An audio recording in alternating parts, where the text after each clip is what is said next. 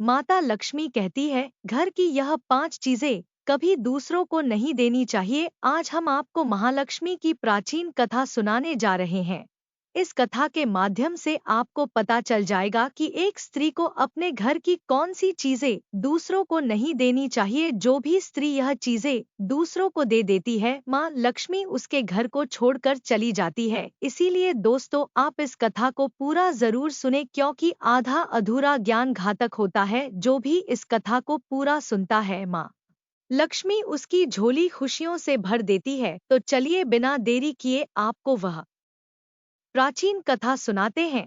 दोस्तों, पूर्व काल की बात है। मध्य देश में एक अत्यंत शोभायमान नगरी थी। उस नगरी में एक सुकन्या नाम की स्त्री अपने पति और सास ससुर के साथ निवास करती थी। सुकन्या एक प्रतिपदा नारी थी, जो सत्य धर्म का पालन करने में तत्पर और गृह कार्य में दक्ष थी। सुकन्या का स्वभाव अत्यंत दयालु था। वह सदैव दूसरों की सहायता किया करती थी। सुकन्या का पति रघुवीर एक वैश्य था। उसकी अनाज की एक दुकान थी। वह बाजार में लोगों की जरूरत की चीज बेचा करता था। सुकन्या अपने पति से बहुत अधिक प्रेम करती थी। वह अपने पति को ही परमेश्वर मानकर उसकी सेवा करती थी। सुकन्या नित्य पति से पहले जागती थी, अपने घर के आंगन को स्वच्छ करती थी, फिर रंगोली बनाकर आंगन की सजावट करती थी। उसके बाद वह अपने घर को स्वच्छ करती, फिर स्नान आदि कार्य संपन्न करके वह तुलसी को जल देती थी और देवी देवताओं का पूजन करती थी। इस प्रकार से वह रोज अपने नित्य कर्म करती थी। सुकन्या ने कभी किसी का अनादर नहीं किया। वह सभी के साथ मधुर वाणी में बातें करती थी। सभी लोग सुकन्या को देखकर कहने लगे थे कि यह तो साक्षात लक्ष्मी के समान गुण वाली स्त्री है।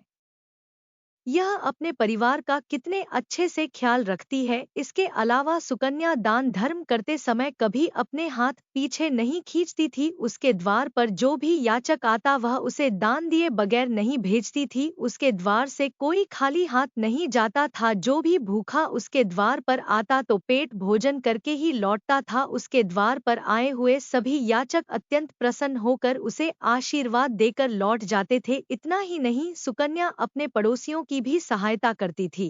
उसके पड़ोस में जो भी गरीब और दुखी लोग रहते थे, उन्हें भी वह नित्य भोजन दिया करती थी। पड़ोसियों को जो जो चीज चाहिए सुकन्या बिना विचार किए ही दे दिया करती थी, जिस कारण से सुकन्या के पड़ोसी भी उसका बहुत अधिक सम्मान करते थे। वह कहते थे, यह सुकन्या तो साक्षात देवी है। देवी साथ साथ माँ अन्नपूर्णा ने ही सुकन्या के रूप में जन्म लिया है। लोग जब भी सुकन्या की प्रशंसा करते तो वह सभी उसके विषय में अच्छी बातें ही कहते, लेकिन लोगों की बातें सुनकर भी सुकन्या ने कभी घमंड नहीं किया। वह उन सभी को आदर और सम्मान से ही बातें किया करती थी। फिर एक दिन की बात है, सुकन्या की एक पड़ोसन उसके घर पर आती है। सुकन्या उसका स्वागत करती है और बड़े प्रेम से उसे कहती है, हमारे घर में तुम्हारा स्वागत है। आज किस कारण से तुम्हारा मेरे घर पर आगमन हुआ है? यदि कोई वस्तु चाहिए तो मुझसे मांग लो, मैं तुम्हारी अवश्य मदद करूंगी। सुकन्या की पड़ोसन कहती है, हे सुकन्या बहन, आज मेरे घर पर बहुत से रिश्तेदार आए हैं। उनके लिए मैं भोजन बना रही हूँ। इसीलिए मैं तुम्हारे पास रोटी बनाने के लिए चकला बेलन और तवा मांगने आई हूँ। यदि तुम कुछ समय के लिए मुझे चकला बेलन और तवा दे दोगी तो बड़ी कृपा होगी। मैं काम हो जाने के बाद तुम्हें जल्दी ही लौटा दूंगी। सुकन्या कहती है, हे बहन, इसमें क्या बड़ी बात है? अभी मुझे चकला बेलन की आवश्यकता नहीं है, इसीलिए तुम मेरा चकला बेलन और तवा ले जा सकती हो। रुको, मैं अभी तुम्हें लाकर देती हूँ।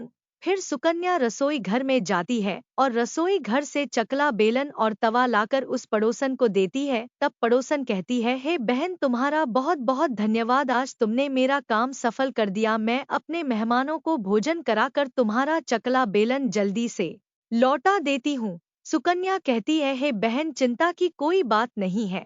जब तुम्हारा कार्य पूर्ण हो जाएगा तब तुम मुझे लौटा देना। फिर वह पड़ोसन सुकन्या का चकला बेलन और तवा लेकर चली जाती है। कुछ समय बाद अन्य एक स्त्री सुकन्या के घर पर आती है। सुकन्या उसका भी प्रेम से स्वागत करती है और पूछती है, पधारो बहन, आज तुम्हें मुझसे क्या काम है? संकोच ना करो और बताओ तुम्हें मुझसे क्या चाहिए। मैं तुम्हारी मदद जरूर करूंगी। तब वह स्त्री कहती है, हे बहन, मेरे घर में बहुत गंदगी हो गई है और मेरे घर को साफ करने के लिए मेरे पास कुछ भी नहीं है, इसीलिए मैं तुम्हारे पास झाड़ू मांगने के लिए आई हूँ। यदि तुम्हें कोई समस्या ना हो तो कृपा करके मुझे अपने घर की झाड़ू दे दो, मैं अपना घर करके तुम्हें झाड़ू लौटा दूंगी। सुकन्या बिना विचार किए ही कहती है, हे बहन, बस झाड़ू ही तो है, इसमें क्या समस्या हो सकती है, तुम रुको, अभी मैं तुम्हें अपने घर की झाड़ू लाकर देती हूँ।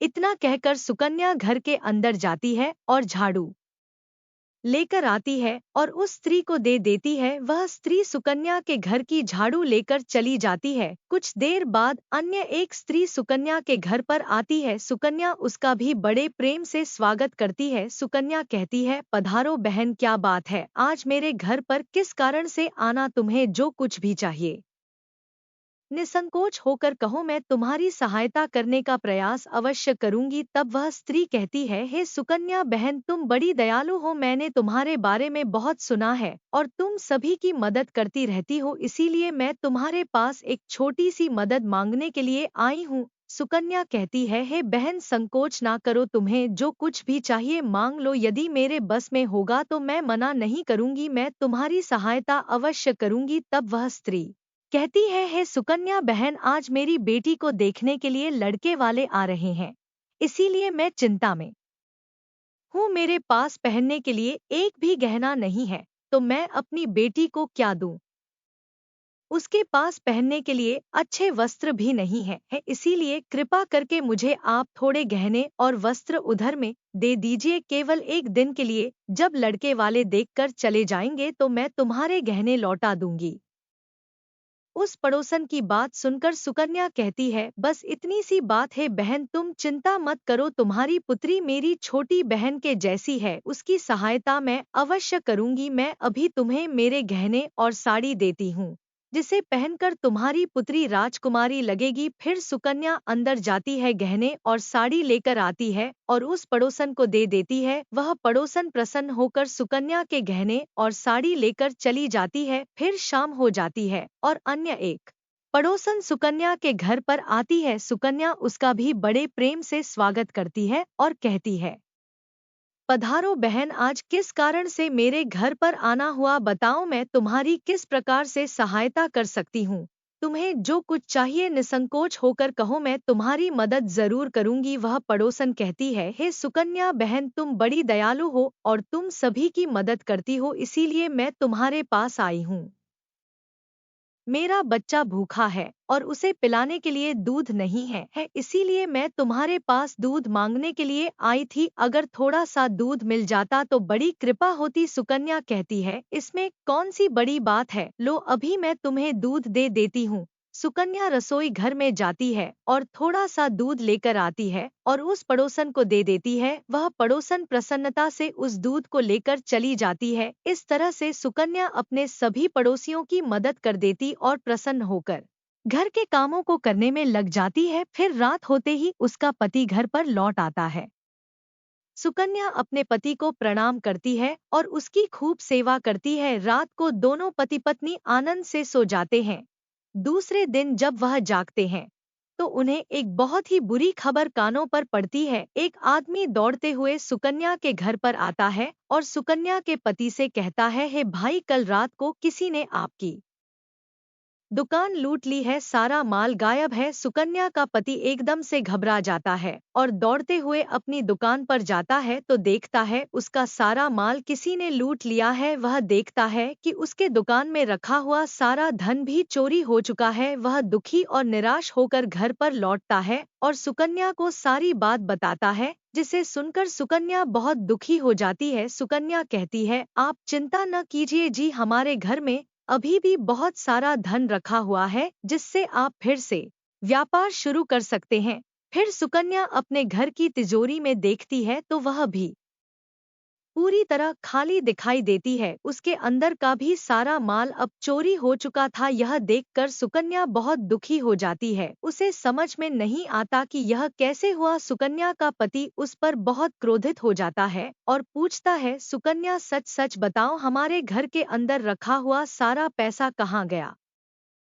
सुकन्या कहती है, हे स्वामी, मैं घर पर ही थी, सारा धन तिजोरी में ही था, किसने इसे चुरा लिया पता नहीं, कृपया आप शांत हो जाइए, हम कोई ना कोई उपाय जरूर ढूंढ लेंगे। सुकन्या का पति कहता है, यह जो तुम दूसरे लोगों को घर पर बुलाकर खिलाती हो, अनजान लोगों को घर में बुलाती हो, उसी का फल है यह। उन्हीं में से किसी ने हमारे घर का सारा पैसा चुरा लिया है। क्रोध में आकर सुकन्या का पति उसे भला बुरा कहता है। सुकन्या की सास भी उसे बहुत कोसती है और कहती है, तुम ही पड़ोसियों को घर की चीजें देती रहती हो, बिना सोचे किसी की भी मदद कर देती हो, उन्हीं में से किसी ने सारा पैसा चुरा लिया है। घर के सभी लोग सुकन्या को भला बुरा कहने लगते हैं।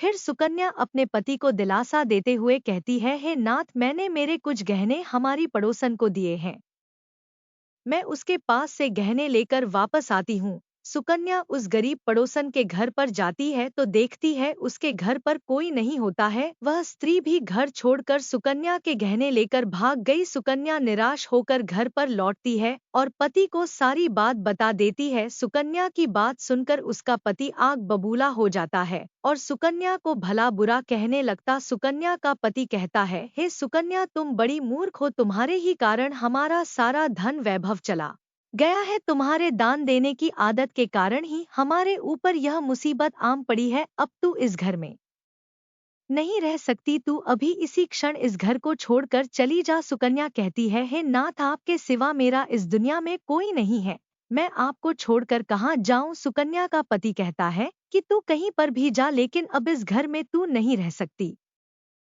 तेरे ही कारण मेरा सब कुछ बर्बाद हो गया है, तू इस घर में रहेगी तो बचा कुचा सब नष्ट हो जाएगा। सुकन्या अपने पति को हाथ जोड़कर विनती करने लगती है, हे स्वामी, ऐसा ना कहिए, मैंने कोई अपराध नहीं किया है, आपके बगैर में जीवित नहीं रह सकती, मुझ दासी को आप घर से मत निकालिए। लेकिन सुकन्या का पति उसकी एक नहीं सुनता है और उसे अपने घर से धक्के मारकर निकाल देता है और कहता है, अब तुम इस घर से चली जाओ और लौटकर मत आना, चाहे तो किसी नदी में कूदकर अपनी जान दे देना, लेकिन अब तुम इस घर में मेरे साथ नहीं रह सकती। फिर सुकन्या दुखी होकर रोते हुए अपने पति के घर को छोड़कर चली जाती है। चलते चलते सुकन्या माता लक्ष्मी के मंदिर में जाती है और माँ लक्ष्मी से प्रार्थना करते हुए कहती है, हे माँ, मैंने ऐसा कौन सा पाप किया है, कृपया मुझे बताओ। फिर सुकन्या वहीं पर बैठकर सोचने लगती है, यदि मेरे पति मुझे स्वीकार नहीं करेंगे तो मैं जीवित रहकर क्या करूं। इतना सोचकर सुकन्या अपने प्राण देने के लिए नदी की तरफ जाने लगती है। नदी के पास जाकर सुकन्या माता लक्ष्मी से प्रार्थना करती है, हे माँ लक्ष्मी, अब मैं अपने प्राण देने जा रही हूँ,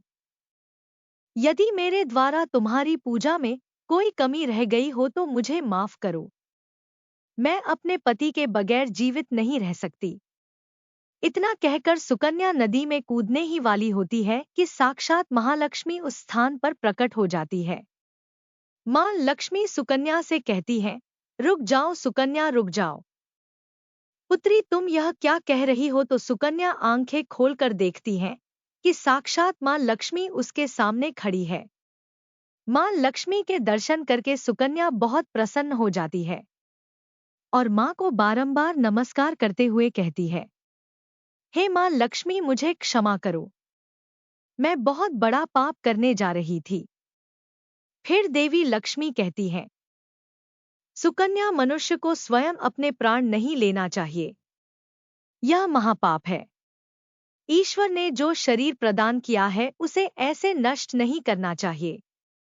सुकन्या कहती है, हे मां, मैं विवश हूं, मेरे पति ने मेरा त्याग किया है और स्त्री को अपने पति को छोड़कर नहीं रहना चाहिए, मैं अपने पति को छोड़कर जीवित नहीं रह सकती, इसी कारण से अपने प्राण देने जा रही हूं।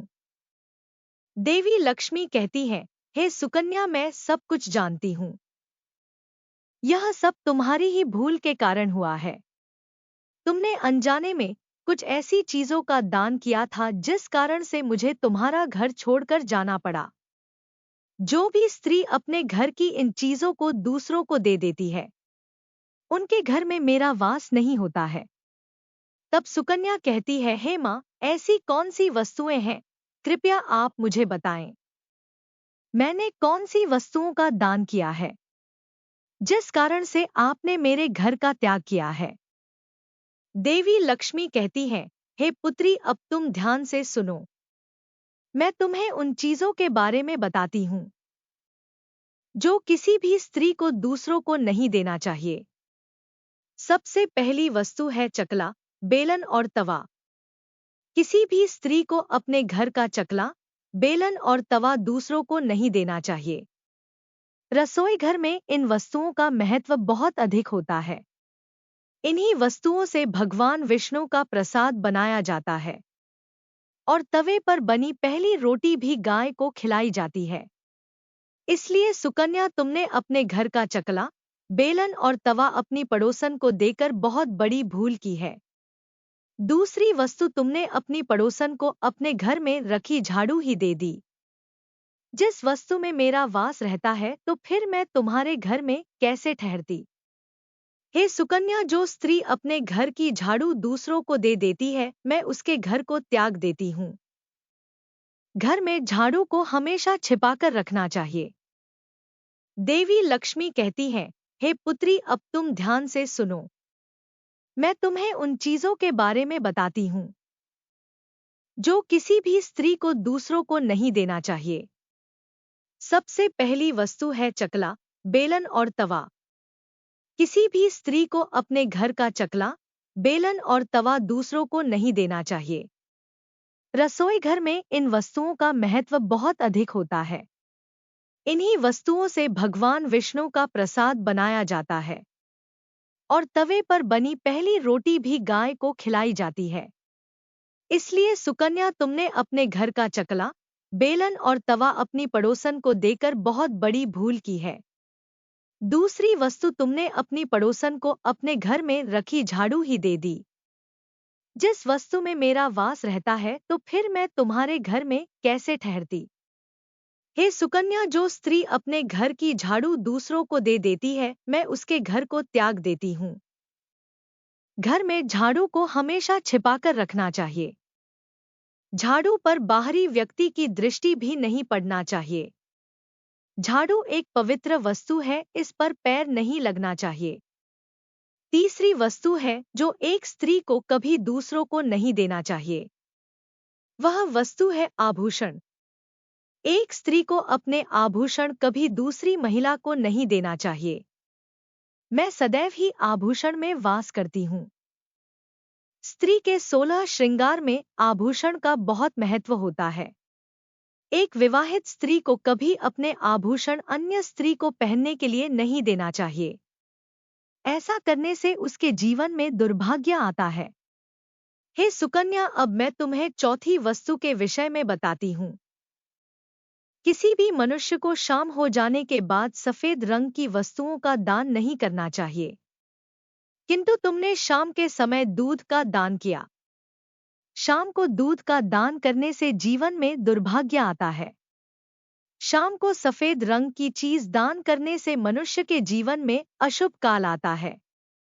मां लक्ष्मी कहती हैं, हे सुकन्या, अब मैंने तुम्हें उन सभी वस्तुओं के बारे में बता दिया है जिनका कभी दान नहीं करना चाहिए।